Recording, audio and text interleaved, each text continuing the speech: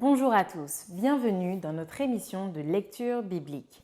L'objectif est de lire toute la Bible en l'espace de 6 mois dans l'ordre chronologique des événements.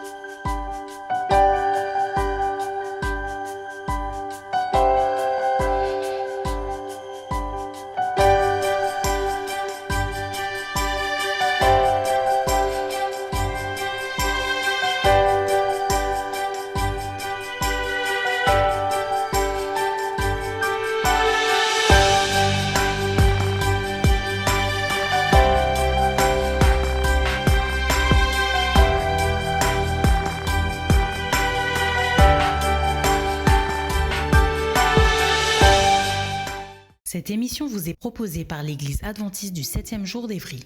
Si vous voulez suivre ce plan, vous pouvez cliquer sur le lien dans la description. N'hésitez pas à vous abonner à notre chaîne Évry Adventiste afin de recevoir toutes les nouvelles vidéos de lecture. Restez jusqu'à la fin car nous vous proposerons une méditation concernant le texte du jour. N'hésitez pas non plus à mettre toutes vos questions en commentaire.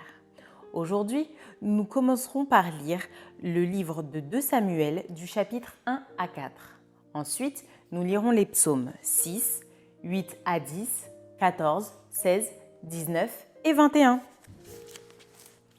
2 Samuel chapitre 1er.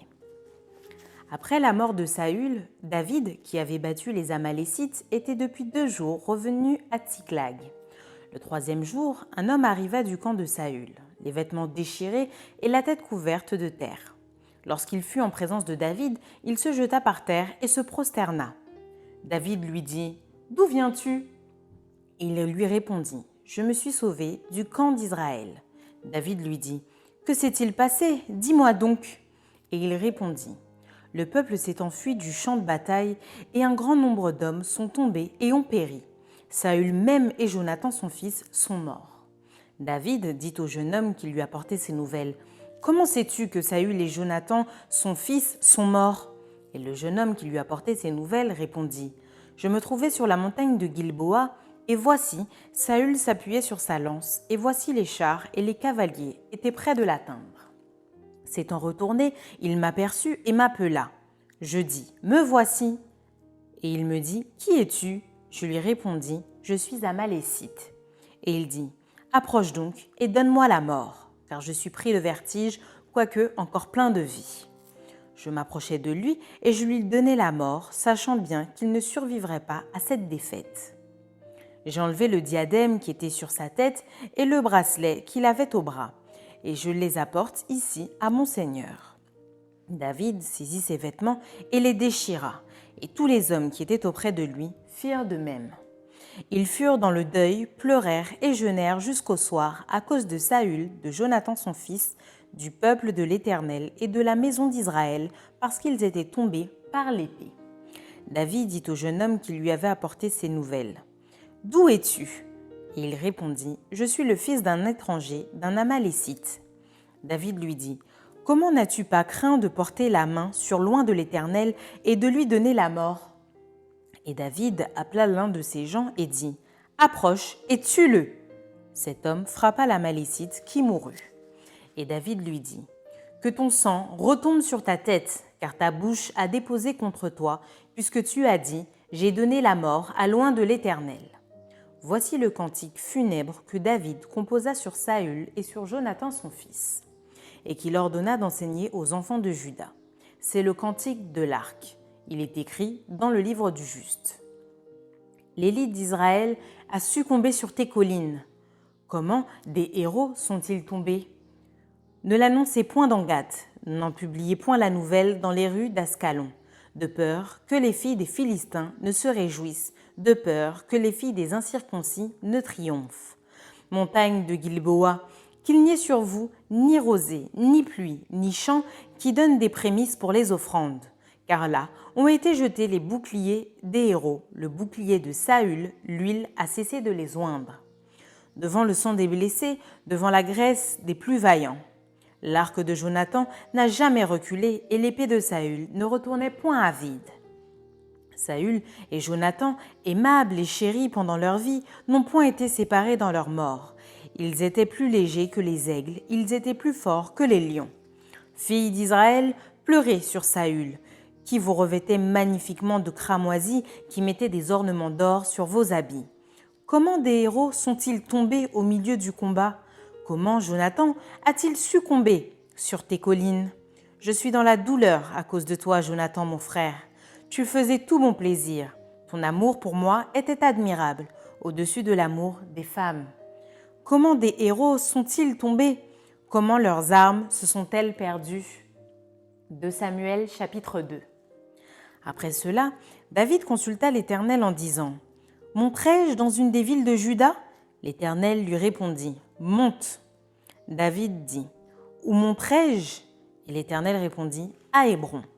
David y monta avec ses 2 femmes, Achinoam de Jizréel et Abigaïl de Carmel, femme de Nabal. David fit aussi monter les gens qui étaient auprès de lui, chacun avec sa maison, et ils habitèrent dans les villes d'Hébron. Les hommes de Juda vinrent, et là, ils joignirent David pour roi sur la maison de Juda. On informa David que c'étaient les gens de Jabès en Galaad qui avaient enterré Saül. David envoya des messagers aux gens de Jabès en Galaad pour leur dire « Soyez bénis de l'Éternel, puisque vous avez ainsi montré de la bienveillance envers Saül, votre maître, et que vous l'avez enterré. Et maintenant que l'Éternel use envers vous de bonté et de fidélité. Moi aussi, je vous ferai du bien, parce que vous avez agi de la sorte. Que vos mains se fortifient et soyez de vaillants hommes, car votre maître Saül est mort, et c'est moi que la maison de Juda a oint pour roi sur elle. » Cependant, Abner, fils de Ner, chef de l'armée de Saül, prit Ish-Boshet, fils de Saül, et le fit passer à Mahanaïm. Il l'établit roi sur Galaad, sur les Guershuriens, sur Jizréel, sur Éphraïm, sur Benjamin, sur tout Israël. Ish-Boshet, fils de Saül, était âgé de 40 ans lorsqu'il devint roi d'Israël et il régna 2 ans. Il n'eut que la maison de Juda qui resta attachée à David. Le temps pendant lequel David régna à Hébron sur la maison de Juda fut de 7 ans et 6 mois. Abner, fils de Ner, et les gens d'Ish-Boshet, fils de Saül, sortirent de Mahanaïm pour marcher sur Gabaon. Joab, fils de Tserudja, et les gens de David se mirent aussi en marche. Ils se rencontrèrent près de l'étang de Gabaon, et ils s'arrêtèrent les uns en des cas de l'étang et les autres au-delà.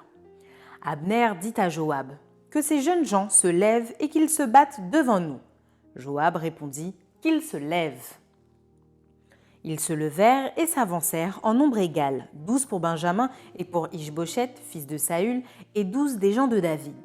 Chacun, saisissant son adversaire par la tête, lui enfonça son épée dans le flanc, et ils tombèrent tous ensemble. Et l'on donna à ce lieu, qui est près de Gabaon, le nom de Helkat Hatsurim. Il y eut en ce jour un combat très rude, dans lequel Abner et les hommes d'Israël furent battus par les gens de David. Là se trouvaient les 3 fils de Tserudja, Joab, Abishai et Asaël. Asaël avait les pieds légers comme une gazelle des champs. Il poursuivit Abner sans se détourner de lui pour aller à droite ou à gauche. Abner regarda derrière lui et dit « Est-ce toi, Asaël ?»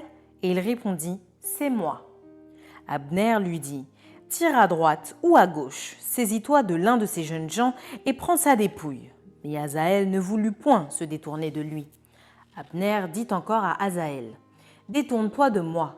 Pourquoi te frapperais-je et t'abattrais-je en terre? Comment ensuite lèverais-je le visage devant ton frère Joab ?» Et Asaël refusa de se détourner. Sur quoi Abner le frappa au ventre avec l'extrémité inférieure de sa lance et la lance sortit par derrière. Il tomba et mourut sur place. Tous ceux qui arrivaient au lieu où Asaël était tombé mort s'y arrêtaient. Joab et Abishai poursuivirent Abner et le soleil se couchait quand ils arrivèrent au coteau d'Ama qui est en face de Guiach sur le chemin du désert de Gabaon. Les fils de Benjamin se rallièrent à la suite d'Abner et formèrent un corps et ils s'arrêtèrent au sommet d'une colline. Abner appela Joab et dit « L'épée dévorera-t-elle toujours ? Ne sais-tu pas qu'il y aura de l'amertume à la fin ? Jusque à quand tarderas-tu à dire au peuple de ne plus poursuivre ses frères ?» Joab répondit « Dieu est vivant. Si tu n'eusses parlé, le peuple n'aurait pas cessé avant le matin de poursuivre ses frères. » Et Joab sonna de la trompette et tout le peuple s'arrêta. Ils ne poursuivirent plus Israël et ils ne continuèrent pas à se battre. Abner et ses gens marchèrent toute la nuit dans la plaine. Ils passèrent le Jourdain, traversèrent en entier le Bitron et arrivèrent à Manaïm. Joab revint de la poursuite d'Abner et rassembla tout le peuple. Il manquait 19 hommes des gens de David et Asaël. Mais les gens de David avaient frappé à mort 360 hommes parmi ceux de Benjamin et d'Abner. Ils emportèrent Asaël et l'enterrèrent dans le sépulcre de son père à Bethléem. Joab et ses gens marchèrent toute la nuit et le jour paraissait quand ils furent à Hébron. 2 Samuel chapitre 3. La guerre dura longtemps entre la maison de Saül et la maison de David. David devenait de plus en plus fort et la maison de Saül allait en s'affaiblissant. Il naquit à David des fils à Hébron. Son premier-né fut Amnon d'Achinoam de Jizréel. Le second, Kiléab d'Abigaïl de Carmel, femme de Nabal. Le troisième, Absalom, fils de Maaka, fils de Talmaï, roi de Géshur. Le quatrième, Adonija, fils de Haggith. Le cinquième, Shéphatia, fils d'Abital. Et le sixième, Jitréam d'Égla, femme de David. Ce sont là ceux qui naquirent à David à Hébron. Pendant la guerre entre la maison de Saül et la maison de David, Abner tint ferme pour la maison de Saül. Or, Saül avait eu une concubine nommée Ritzpa, fille d'Aja. Et Ishboshet dit à Abner « Pourquoi es-tu venu vers la concubine de mon père ?» Abner fut très irrité des paroles d'Ishboshet et il répondit « Suis-je une tête de chien qui tienne pour Juda ? Je fais aujourd'hui preuve de bienveillance envers la maison de Saül ton père, envers ses frères et ses amis. Je ne t'ai pas livré entre les mains de David, et c'est aujourd'hui que tu me reproches une faute avec cette femme. Que Dieu traite Abner dans toute sa rigueur, si je n'agis pas avec David selon ce que l'Éternel a juré à David, en disant qu'il ferait passer la royauté de la maison de Saül dans la sienne et qu'il établirait le trône de David sur Israël et sur Juda, depuis Dan jusqu'à Beer-Shéba. Ishboshet n'osa pas répliquer un seul mot à Abner parce qu'il le craignait.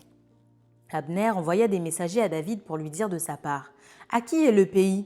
Fais alliance avec moi et voici, ma main t'aidera pour tourner vers toi tout Israël. » Il répondit « Bien, je ferai alliance avec toi, mais je te demande une chose, c'est que tu ne vois point ma face, à moins que tu n'amènes d'abord Michal, fille de Saül, en venant auprès de moi. » Et David envoya des messagers à Ishboshet, fils de Saül, pour lui dire « Donne-moi ma femme, Michal, que j'ai fiancée, pour 100 prépuces de Philistins. » Ishboshet la fit prendre chez son mari Paltiel, fils de Laïch. Et son mari la suivit en pleurant jusqu'à Bachurim. Alors Abner lui dit « Va, retourne-t'en !» Et il s'en retourna. Abner eut un entretien avec les anciens d'Israël et leur dit « Vous désiriez autrefois d'avoir David pour roi. Établissez-le maintenant, car l'Éternel a dit de lui « C'est par David, mon serviteur, que je délivrerai mon peuple d'Israël de la main des Philistins et de la main de tous ses ennemis. » Abner parla aussi à Benjamin, et il alla rapporter aux oreilles de David à Hébron ce qu'avait résolu Israël et toute la maison de Benjamin. Il arriva auprès de David à Hébron, accompagné de 20 hommes, et David fit un festin à Abner et à ceux qui étaient avec lui. Abner dit à David « Je me lèverai et je partirai pour rassembler tout Israël vers mon seigneur le roi. Ils feront alliance avec toi et tu régneras entièrement selon ton désir. » David renvoya Abner qui s'en alla en paix. Voici, Joab et les gens de David revinrent d'une excursion et amenèrent avec eux un grand butin. Abner n'était plus auprès de David à Hébron, car David l'avait renvoyé et il s'en était allé en paix. Lorsque Joab et toute sa troupe arrivèrent, on fit à Joab ce rapport. Abner, fils de Ner, est venu auprès du roi qui l'a renvoyé et il s'en est allé en paix. Joab se rendit chez le roi et dit « Qu'as-tu fait ? Voici, Abner est venu vers toi. Pourquoi l'as-tu renvoyé et laissé partir ? Tu connais Abner, fils de Ner. C'est pour te tromper qu'il est venu, pour épier tes démarches et pour savoir tout ce que tu fais. » Et Joab, après avoir quitté David, envoya sur les traces d'Abner des messagers qui le ramenèrent depuis la citerne de Sira. David n'en savait rien. Lorsque Abner fut de retour à Hébron, Joab le tira à l'écart au milieu de la porte comme pour lui parler en secret, et là il le frappa au ventre et le tua pour venger la mort d'Asaël, son frère. David l'apprit ensuite et il dit « Je suis à jamais innocent devant l'Éternel du sang d'Abner, fils de Ner, et mon royaume l'est aussi. » Que ce sang retombe sur Joab et sur toute la maison de son père, qu'il y ait toujours quelqu'un dans la maison de Joab qui soit atteint d'un flux ou de la lèpre, ou qui s'appuie sur un bâton, ou qui tombe par l'épée, ou qui manque de pain. Ainsi Joab et Abishai, son frère, tuèrent Abner parce qu'il avait donné la mort à Asaël, leur frère, à Gabaon dans la bataille. David dit à Joab et à tout le peuple qui était avec lui « Déchirez vos vêtements, saignez-vous de sacs et pleurez devant Abner. » Et le roi David marcha derrière le cercueil. On enterra Abner à Hébron. Le roi éleva la voix et pleura sur le sépulcre d'Abner, et tout le peuple pleura. Le roi fit une complainte sur Abner et dit « Abner, devait-il mourir comme meurt un criminel ? Tu n'avais ni les mains liées, ni les pieds dans les chaînes. Tu es tombé comme on tombe devant des méchants. » Et tout le peuple pleura de nouveau sur Abner. Tout le peuple s'approcha de David pour lui faire prendre quelque nourriture pendant qu'il était encore jour. Mais David jura en disant « Que Dieu me traite dans toute sa rigueur si je goûte du pain ou quoi que ce soit avant le coucher du soleil. » Cela fut connu et approuvé de tout le peuple qui trouva bon tout ce qu'avait fait le roi. Tout le peuple et tout Israël comprirent en ce jour que ce n'était pas par ordre du roi qu'Abner, fils de Ner, avait été tué. Le roi dit à ses serviteurs « Ne savez-vous pas qu'un chef, qu'un grand homme est tombé aujourd'hui en Israël ? Je suis encore faible, quoique j'ai reçu l'onction royale. Et ces gens, les fils de Tserudja, sont trop puissants pour moi. Que l'Éternel rende selon sa méchanceté à celui qui fait le mal. » 2 Samuel, chapitre 4. Lorsque le fils de Saül apprit qu'Abner était mort à Hébron, ses mains restèrent sans force, et tout Israël fut dans l'épouvante. Le fils de Saül avait 2 chefs de bande, dont l'un s'appelait Baana et l'autre Récab. Ils étaient fils de Rimon, de Béhéroth, d'entre les fils de Benjamin. Car Béhéroth était regardé comme faisant partie de Benjamin, et les Béhérothiens s'étaient enfuis à Gitaïm, où ils ont habité jusqu'à ce jour. Jonathan, fils de Saül, avait un fils perclus des pieds, et âgé de 5 ans, lorsqu'arriva de Jizréel la nouvelle de la mort de Saül et de Jonathan.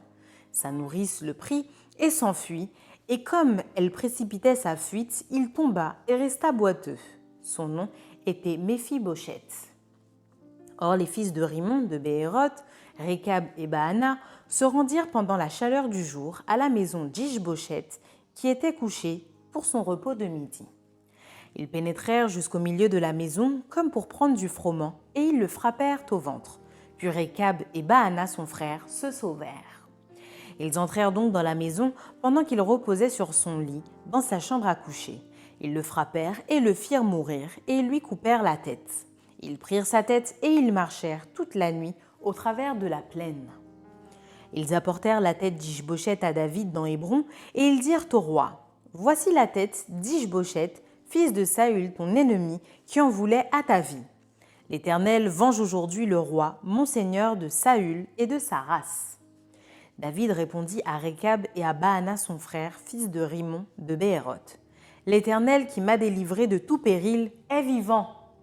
Celui qui est venu me dire « Voici Saül est mort » et qui croyait m'annoncer une bonne nouvelle, je l'ai fait saisir et tuer à Tsiklag pour lui donner le salaire de son message. Et quand les méchants ont assassiné un homme juste dans sa maison et sur sa couche, combien plus ne redemanderai-je pas son sang de vos mains et ne vous exterminerai-je pas de la terre ?» Et David ordonna à ses gens de les tuer. Ils leur coupèrent les mains et les pieds et les pendirent au bord de l'étang d'Hébron. Ils prirent ensuite la tête d'Ish-Boshet et l'enterrèrent dans le sépulcre d'Abner à Hébron.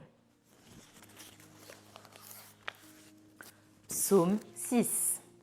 Au chef des chantres, avec instrument à cordes sur la harpe à 8 cordes. Psaume de David. Éternel, ne me punis pas dans ta colère et ne me châtie pas dans ta fureur. Aie pitié de moi, Éternel, car je suis sans force. Guéris-moi, Éternel, car mes os sont tremblants. Mon âme est toute troublée, et toi, Éternel, jusque à quand ? Reviens, Éternel, délivre mon âme, sauve-moi à cause de ta miséricorde. Car celui qui meurt n'a plus ton souvenir. Qui te louera dans le séjour des morts ? Je m'épuise à force de gémir. Chaque nuit, ma couche est baignée de mes larmes. Mon lit est arrosé de mes pleurs. J'ai le visage usé par le chagrin. Tous ceux qui me persécutent le font vieillir. Éloignez-vous de moi, vous tous qui faites le mal, car l'Éternel entend la voix de mes larmes. L'Éternel exauce mes supplications. L'Éternel accueille ma prière. Tous mes ennemis sont confondus, saisis d'épouvante. Ils reculent, soudain, couverts de honte. Psaume 8. Au chef des chantres, sur la Gittite, psaume de David. Éternel, notre Seigneur, que ton nom est magnifique sur toute la terre. Ta majesté s'élève au-dessus des cieux. Par la bouche des enfants et de ceux qui sont à la mamelle, tu as fondé ta gloire pour confondre tes adversaires, pour imposer silence à l'ennemi et au vindicatif. Quand je contemple les cieux, ouvrage de tes mains, la lune et les étoiles que tu as créées, qu'est-ce que l'homme pour que tu te souviennes de lui, et le Fils de l'homme pour que tu prennes garde à lui ? Tu l'as fait de peu inférieur à Dieu, et tu l'as couronné de gloire et de magnificence. Tu lui as donné la domination sur les œuvres de tes mains, tu as tout mis sous ses pieds. Les brebis comme les bœufs et les animaux des champs, les oiseaux du ciel et les poissons de la mer, tout ce qui parcourt les sentiers des mers. Éternel, notre Seigneur, que ton nom est magnifique sur toute la terre. Amen. Psaume 9. Au chef des chantres, sur Meurs pour le Fils, psaume de David. Je louerai l'Éternel de tout mon cœur. Je raconterai toutes tes merveilles. Je ferai de toi le sujet de ma joie et de mon allégresse. Je chanterai ton nom, Dieu très haut. Mes ennemis reculent, ils chancellent, ils périssent devant ta face, car tu soutiens mon droit et ma cause. Tu sièges sur ton trône en juste juge. Tu châties les nations, tu détruis le méchant, tu effaces leur nom pour toujours et à perpétuité. Plus d'ennemis, des ruines éternelles, des villes que tu as renversées, leur souvenir est anéanti. L'Éternel règne à jamais, il a dressé son trône pour le jugement. Il juge le monde avec justice, il juge les peuples avec droiture. L'Éternel est un refuge pour l'opprimé, un refuge au temps de la détresse. Ceux qui connaissent ton nom se confient en toi, car tu n'abandonnes pas ceux qui te cherchent, ô Éternel. Chantez à l'Éternel qui réside en Sion, publiez parmi les peuples ses hauts faits, car il venge le sang et se souvient des malheureux, il n'oublie pas leurs cris. Aie pitié de moi, Éternel, vois la misère où me réduisent mes ennemis. Enlève-moi des portes de la mort, afin que je publie toutes tes louanges dans les portes de la fille de Sion et que je me réjouisse de ton salut. Les nations tombent dans la fosse qu'elles ont faite, leur pied se prend au filet qu'elles ont caché. L'Éternel se montre, il fait justice, il enlace le méchant dans l'œuvre de ses mains. Les méchants se tournent vers le séjour des morts, toutes les nations qui oublient Dieu. Car le malheureux n'est point oublié à jamais. L'espérance des misérables ne périt pas à toujours. Lève-toi, ô Éternel, que l'homme ne triomphe pas, que les nations soient jugées devant ta face. Frappe-les d'épouvante, ô Éternel, que les peuples sachent qu'ils sont des hommes. Amen. Psaume 10. Pourquoi, ô Éternel, te tiens-tu éloigné? Pourquoi te caches-tu au temps de la détresse? Le méchant, dans son orgueil, poursuit les malheureux. Ils sont victimes des trames qu'il a conçues. Car le méchant se glorifie de sa convoitise et le ravisseur outrage, méprise l'Éternel. Le méchant dit avec arrogance: « Il ne punit pas, il n'y a point de Dieu. » Voilà toutes ses pensées. Ses voies réussissent en tout temps. Tes jugements sont trop élevés pour l'atteindre. Il souffle contre tous ses adversaires. Il dit en son cœur: « Je ne chancelle pas, je suis pour toujours à l'abri du malheur. » Sa bouche est pleine de malédictions, de tromperies et de fraudes. Il y a sous sa langue de la malice et de l'iniquité. Il se tient en embuscade près des villages. Il assassine l'innocent dans des lieux écartés. Ses yeux épient le malheureux. Il est aux aguets dans sa retraite, comme le lion dans sa tanière. Il est aux aguets pour surprendre le malheureux. Il le surprend et l'attire dans son filet. Il se courbe, il se baisse, et les misérables tombent dans ses griffes. Il dit en son cœur: « Dieu oublie, il cache sa face, il ne regarde jamais. Lève-toi, Éternel, ô Dieu, lève ta main, n'oublie pas les malheureux. Pourquoi le méchant méprise-t-il Dieu? Pourquoi dit-il en son cœur: Tu ne punis pas?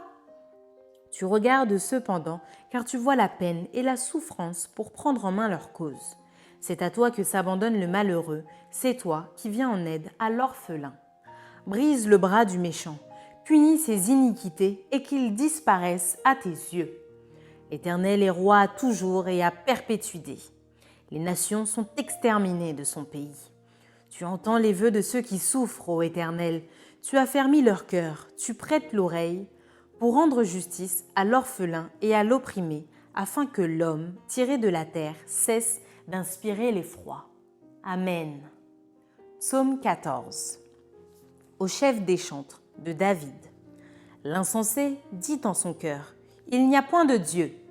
Ils se sont corrompus, ils ont commis des actions abominables. Il n'en est aucun qui fasse le bien. L'Éternel du haut des cieux regarde les fils de l'homme pour voir s'il y a quelqu'un qui soit intelligent, qui cherche Dieu. Tous sont égarés, tous sont pervertis. Il n'en est aucun qui fasse le bien, pas même un seul. Tous ceux qui commettent l'iniquité ont-ils perdu le sens? Ils dévorent mon peuple, ils le prennent pour nourriture, ils n'invoquent point l'Éternel. C'est alors qu'ils trembleront d'épouvante quand Dieu paraîtra au milieu de la race juste. Jetez l'opprobre sur l'espérance du malheureux. L'Éternel est son refuge. Oh, qui fera partir de Sion la délivrance d'Israël? Quand l'Éternel ramènera les captifs de son peuple, Jacob sera dans l'allégresse, Israël se réjouira. Amen. Psaume 16. Hymne de David. Garde-moi, ô Dieu, car je cherche en toi mon refuge. Je dis à l'Éternel: Tu es mon Seigneur, tu es mon souverain bien. Les saints qui sont dans le pays, les hommes pieux, sont l'objet de toute mon affection. On multiplie les idoles, on court après les dieux étrangers. Je ne répands pas leur libation de sang, je ne mets pas leur nom sur mes lèvres. L'Éternel est mon partage et mon calice. C'est toi qui m'assures mon lot. Un héritage délicieux m'est échu, une belle possession m'est accordée. Je bénis l'Éternel mon conseiller. La nuit même, mon cœur m'exhorte. J'ai constamment l'Éternel sous mes yeux. Quand il est à ma droite, je ne chancelle pas. Aussi, mon cœur est dans la joie, mon esprit dans l'allégresse et mon corps repose en sécurité. Car tu ne livreras pas mon âme au séjour des morts. Tu ne promettras pas que ton bien-aimé voie la corruption. Tu me feras connaître le sentier de la vie. Il y a d'abondantes joies devant ta face, des délices éternelles à ta droite. Amen. Psaume 19. Au chef des chantres. Psaume de David. Les cieux racontent la gloire de Dieu et l'étendue manifeste l'œuvre de ses mains. Le jour en instruit un autre jour, la nuit donne connaissance à une autre nuit. Ce n'est pas un langage, ce ne sont pas des paroles dont le son ne soit point entendu. Leur retentissement parcourt toute la terre. Leurs accents vont aux extrémités du monde où il a dressé une tente pour le soleil. Et le soleil, semblable à un époux qui sort de sa chambre, s'élance dans la carrière avec la joie d'un héros. Il se lève à une extrémité des cieux et achève sa course à l'autre extrémité. Rien ne se dérobe à sa chaleur. La loi de l'Éternel est parfaite, elle restaure l'âme. Le témoignage de l'Éternel est véritable, il rend sage l'ignorant. Les ordonnances de l'Éternel sont droites, elles réjouissent le cœur. Les commandements de l'Éternel sont purs, ils éclairent les yeux. La crainte de l'Éternel est pure, elle subsiste à toujours. Les jugements de l'Éternel sont vrais, ils sont tous justes. Ils sont plus précieux que l'or, que beaucoup d'or fin. Ils sont plus doux que le miel, que celui qui coule des rayons. Ton serviteur aussi en reçoit instruction. Pour qui les observe, la récompense est grande. Qui connaît ses égarements? Pardonne-moi ce que j'ignore. Préserve aussi ton serviteur des orgueilleux, qu'il ne domine point sur moi. Alors je serai intègre, innocent de grands péchés. Reçois favorablement les paroles de ma bouche et les sentiments de mon cœur, ô Éternel, mon rocher et mon libérateur. Amen. Psaume 21. Au chef des chantres, psaume de David. Éternel, le roi se réjouit de ta protection puissante. Oh, comme ton secours le remplit d'allégresse! Tu lui as donné ce que désirait son cœur, et tu n'as pas refusé ce que demandaient ses lèvres. Car tu l'as prévenu par les bénédictions de ta grâce. Tu as mis sur sa tête une couronne d'or pur. Il te demandait la vie, tu la lui as donnée, une vie longue pour toujours et à perpétuité. Sa gloire est grande à cause de ton secours. Tu places sur lui l'éclat et la magnificence. Tu le rends à jamais un objet de bénédiction. Tu le combles de joie devant ta face. Le roi se confie en l'Éternel, et par la bonté du Très-Haut, il ne chancelle pas. Ta main trouvera tous tes ennemis, ta droite trouvera ceux qui te haïssent. Tu les rendras tels qu'une fournaise ardente le jour où tu te montreras. L'Éternel les anéantira dans sa colère, et le feu les dévorera. Tu feras disparaître leur postérité de la terre et leur race du milieu des fils de l'homme. Ils ont projeté du mal contre toi, ils ont conçu de mauvais desseins, mais ils seront impuissants. Car tu leur feras tourner le dos, et avec ton arc, tu tireras sur eux. Lève-toi, Éternel, avec ta force. Nous voulons chanter, célébrer ta puissance. Amen. Maintenant, place à la méditation.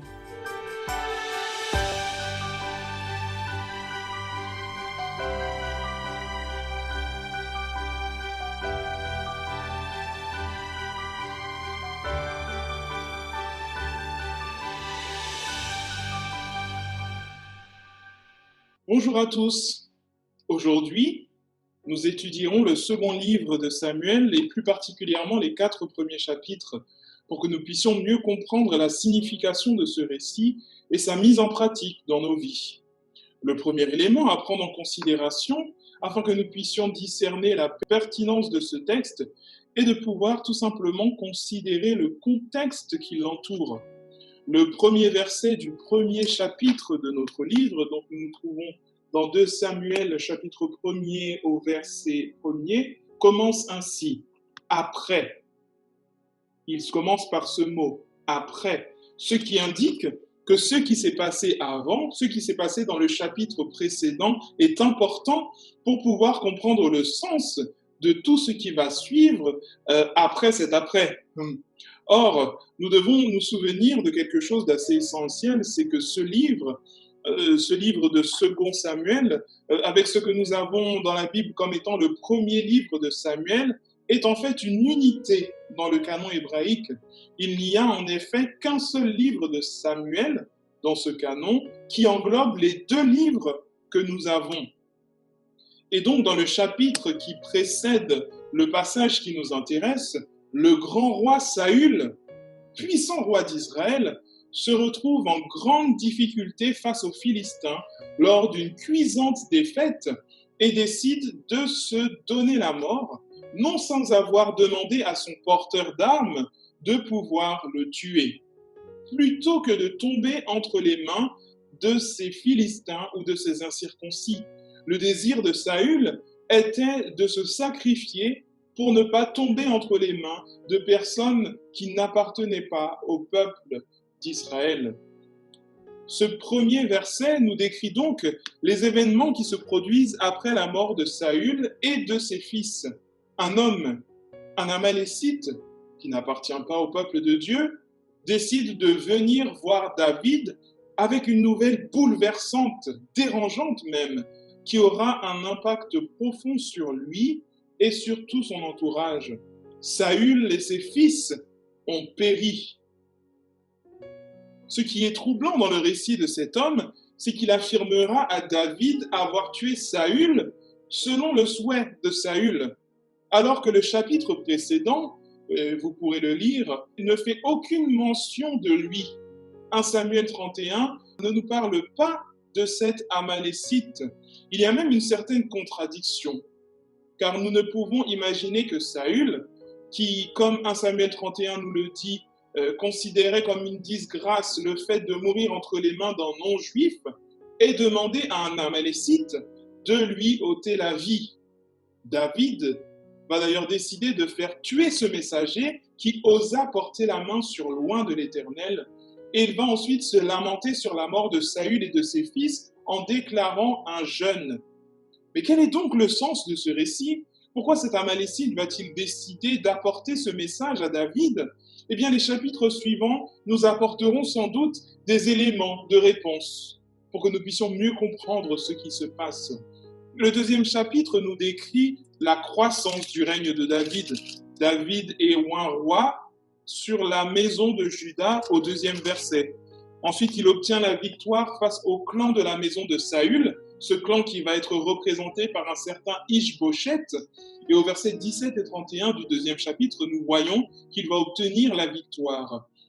Au début du 3e chapitre, il nous est dit ceci: la guerre dura longtemps entre la maison de Saül et la maison de David. David devenait de plus en plus fort et la maison de Saül allait en s'affaiblissant.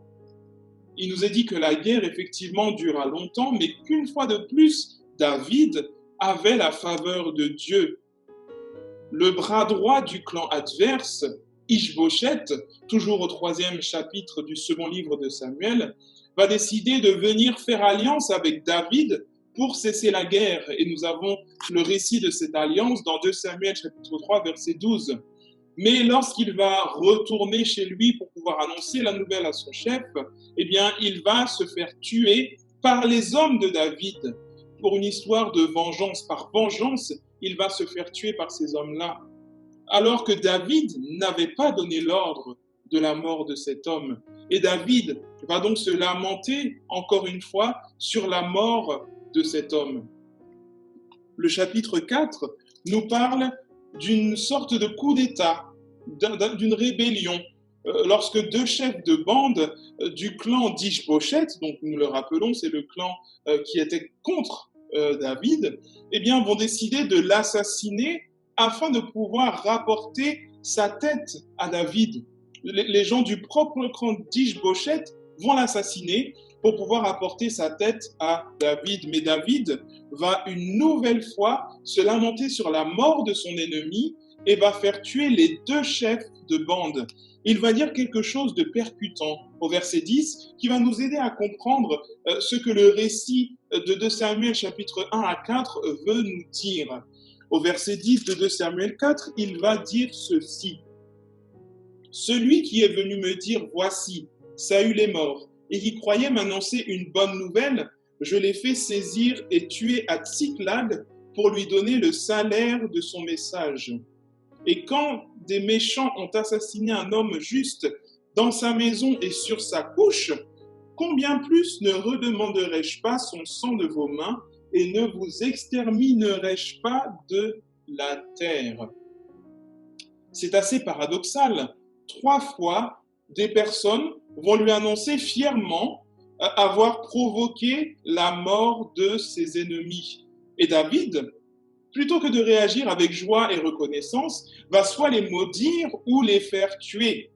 La façon dont ce texte que nous venons de lire relie les événements du premier chapitre à celui-ci nous montre que David avait sans doute bien compris que l'Amalécite ainsi que les chefs de bande avaient voulu tout simplement obtenir les bonnes grâces de David en tuant, véridiquement ou prétendument, dans le cas de cet Amalécite, ses ennemis. Ils avaient cherché à trouver une gloire dans cela pour pouvoir obtenir la bonne faveur de David. Seulement, David, qui avait l'habitude de ne pas faire un pas sans demander l'accord de Dieu, avait compris une chose essentielle, et cette chose que nous répétons souvent dans nos diverses affaires, mais que nous oublions également dans le domaine spirituel, c'est que la fin ne justifie pas les moyens.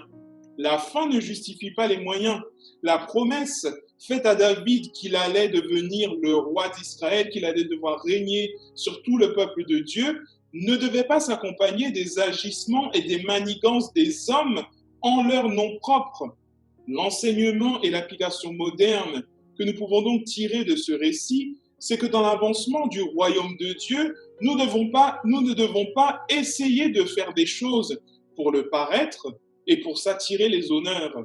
Nous ne devons pas rechercher à faire avancer la cause de Dieu par tous les moyens et pour notre propre intérêt avant tout. C'est très dangereux de faire cela. Nous devons réussir à développer la sagesse, l'humilité et l'intégrité de David, qui pleura sur la mort de ses ennemis et qui voulait certainement que les plans de Dieu puissent s'accomplir dans sa vie sans pour autant utiliser des raccourcis qui ne glorifient pas Dieu. Le problème, c'est que trop souvent, parce que nous voulons que les plans de Dieu s'accomplissent dans notre vie, parce que le Seigneur nous a affirmé que nous passerons d'un point A à un point B, eh bien, nous essayons de tout mettre en œuvre avec nos propres forces, avec nos capacités, avec des raccourcis que nous avons trouvés nous-mêmes pour pouvoir arriver au plus vite à ce plan B, alors que le Seigneur n'est pas intéressé à ce point B, pardon, alors que le Seigneur n'est pas intéressé par la vitesse à laquelle nous allons du point A au point B, mais il est intéressé par la manière dont nous nous rendons jusqu'à ce point B-là. Et le Seigneur nous demande en tout temps, en tout lieu, de conserver notre intégrité, de conserver notre désir de pouvoir observer sa loi et de ne pas prendre des raccourcis qui seraient néfastes pour la gloire de son nom. Nous ne devons pas nous comporter comme ces hommes qui n'avaient pas la crainte de l'Éternel, mais nous devons reconnaître son autorité et sa suprématie dans notre vie. En conclusion, la parole de Dieu nous dit dans le psaume 10, au verset 3, 4 et 6, « Car le méchant se glorifie de sa convoitise, et le ravisseur outrage, méprise l'Éternel. Le méchant dit avec arrogance, il ne punit pas, il n'y a point de Dieu. Voilà toutes ses pensées. Il dit en son cœur, je ne chancelle pas, je suis pour toujours à l'abri du malheur. » Que le Seigneur nous garde de penser que nous sommes tellement bons, tellement forts, que nous n'avons plus besoin de Dieu, que Dieu n'existe pas, que nous pouvons tout faire par nous-mêmes, que nous ne puissions pas avoir ces pensées-là, mais que nous puissions dire, Seigneur, donne-moi l'intégrité de David, qui a même réussi à pleurer, à se lamenter de la mort de ses ennemis, et aide-moi, Seigneur, en tout temps, en tout lieu, à conserver cette intégrité et à pouvoir te considérer avant même de pouvoir mettre des plans pour accomplir ta volonté. Que le Seigneur nous bénisse et nous aide à mettre cette leçon que nous venons d'apprendre en pratique. Amen. Merci d'avoir partagé cette lecture avec nous. Je vous donne rendez-vous demain, si Dieu veut, pour un nouvel épisode.